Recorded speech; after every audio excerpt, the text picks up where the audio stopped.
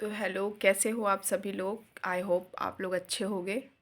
और वैसे क्या ही बताएं, आज रिज़ल्ट आ गया है। सारे लोग अच्छे नहीं भी होंगे क्योंकि बहुत लोगों का डीवीपीएसटी में सिलेक्शन नहीं हो पाया है। और कहने को तो है कि उदास मत हो और परेशान मत हो, लेकिन ये सब चीज़ें कहने में सही लगती हैं, जब खुद पे बीतती है तभी पता चलता है। बाकी मेहनत बहुत करी थी सबने, लेकिन रिज़ल्ट हम लोगों के अनुकूल नहीं हुआ। गर्ल्स की भी कट ऑफ बहुत हाई गई, इतना नहीं सोचा था किसी ने। पर देखते हैं क्या होता है, लाइफ कहाँ जाती है, कहाँ लेके हम लोगों को जाती है। और क्वालिफाई नहीं हुआ है। अब ये नहीं पता है कि सेकंड लिस्ट लगेगी कि नहीं लगेगी। नॉर्मलाइजेशन का क्या खेल है ये तो भर्ती बोर्ड जाने, भर्ती बोर्ड किसको ले रहा है बच्चों का तो।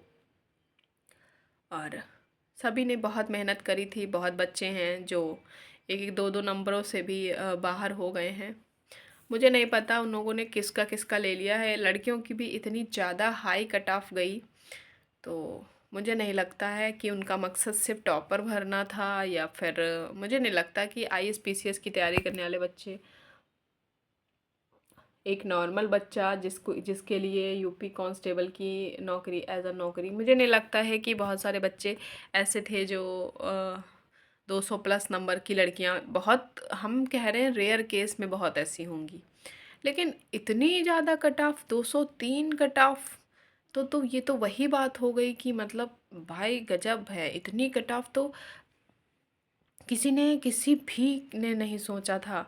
और क्या बोलते हैं, ईडब्ल्यूएस की कट ऑफ 180 गई, ओबीसी से भी कम।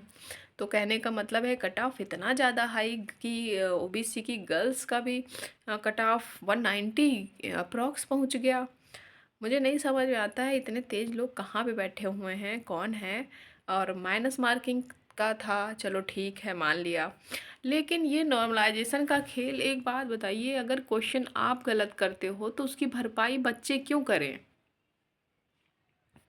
क्वेश्चन आप गलत कर रहे हो, भरपाई बच्चे कर रहे हैं, ऐसा क्यों। देखिए बहुत सारे बच्चे ऐसे, हम लोगों को तो ये भी नहीं पता है कि आपने नॉर्मलाइजेशन के हम लोगों को कितने नंबर दिए, कितने पे आपने नॉर्मलाइजेशन किया है, हमें नॉर्मलाइजेशन का कितना, हमारा रॉ कितना है, हमारा रॉ के बाद नॉर्मलाइजेशन स्कोर कम हुआ ज़्यादा हुआ, दो क्वेश्चन कैंसिल, दो क्वेश्चन मल्टीपल, किसी के क्वेश्चन कैंसिल किसी के मल्टीपल। तो आप खुद बताओ, अगर नॉर्मलाइजेशन में बच्चों, आप खुद बताओ, आप लोग खुद बताइए कि अगर नॉर्मलाइजेशन में नंबर मिले हैं तो नंबर गए कहाँ। जो बच्चे कह रहे हैं मेरे 218 थे, 219 थे, उनका नहीं हुआ, और 30 की सेकंड शिफ्ट में थे, तो मैं ये कह रही हूँ कि उन बच्चों के नंबर कहाँ गए। और बहुत सारे ऐसे बच्चे हैं जो बोल रहे हैं मेरे 220 थे, और नॉर्मलाइजेशन के बाद मेरे नंबर पता नहीं कम हुए हैं कि ज़्यादा हुए हैं, मेरा सिलेक्शन नहीं हुआ। देखिए हर बच्चा तो झूठ नहीं बोलेगा। जो बच्चे प्रमाण के साथ बोल रहे हैं, अपने रजिस्ट्रेशन नंबर डीओबी के साथ ये बात कह रहे हैं कि मेरा चेक कर लीजिए अगर मैं झूठ बोला हूँ, तो हर बच्चा तो झूठ नहीं बोलेगा ना। और रही बात कट ऑफ की, तो आपको अगर कुछ नहीं दिखाना है तो कम से कम हम लोगों का स्कोर कार्ड ही दिखा दीजिए कि हम लोग कितना कि कैसे करके आए हैं। आपकी गलती की सज़ा बच्चे क्यों भरें, आप बताओ। नॉर्मलाइजेशन का खेल आप लोग क्यों करते हो। मैं कह रही हूँ कि अगर बच्चों के लिए नौकरी, मैं कह रही हूँ मुझे नौकरी ना मिले कोई बात नहीं, लेकिन मुझे ये तो पता चले कि मैंने क्या गलती करी, कहाँ गलती करी, नॉर्मलाइजेशन में कितने नंबर आए। क्या लास्ट की शिफ्ट में एग्ज़ाम देना क्या मेरी गलती है, या फिर क्वेश्चन गलत करके जिसके क्वेश्चन गलत हैं जिसकी भरपाई उनको मिली, तो क्या वो उनकी गलती है या उनका फ़ायदा है। मतलब आप लोग खुद डिसाइड कर लो कि बच्चों के साथ आप लोग खिलवाड़ क्यों करते हो। आपने कितने बच्चे लिए कितने नहीं लिए, चलिए मान लीजिए बता दिया ठीक है। आपने कट ऑफ इतनी हाई कर दी, क्या सारे बच्चे, मुझे नहीं लगता, मुझे भरोसा ही नहीं है। कट ऑफ पे तो मुझे बिल्कुल भरोसा नहीं है। इस बार तो मेरा भरोसा भी टूट गया। मैंने ये नहीं सोचा था कि हम लोगों की इतनी ज़्यादा हाई कट ऑफ चली जाएगी, कि मतलब गर्ल्स की, एटलीस्ट गर्ल्स की तो नहीं जानी चाहिए, वो भी 180 90 जाती तो एक मतलब एक हिसाब से हम लोग सोच भी सकते थे कि हाँ 203 204 ओबीसी की 189 पॉइंट समथिंग, मतलब इतना ज़्यादा कंपटीशन था कि आपने इतना ज़्यादा कट ऑफ रख दिया, यानी कि इनके कट ऑफ में होंगे बच्चे। चलो जो भी है देखा जाएगा, जैसा भी किस्मत में होगा। एक वैकेंसी, कोई भी बच्चा परेशान, एक वैकेंसी हमारा फ्यूचर तो नहीं डिसाइड कर देगी।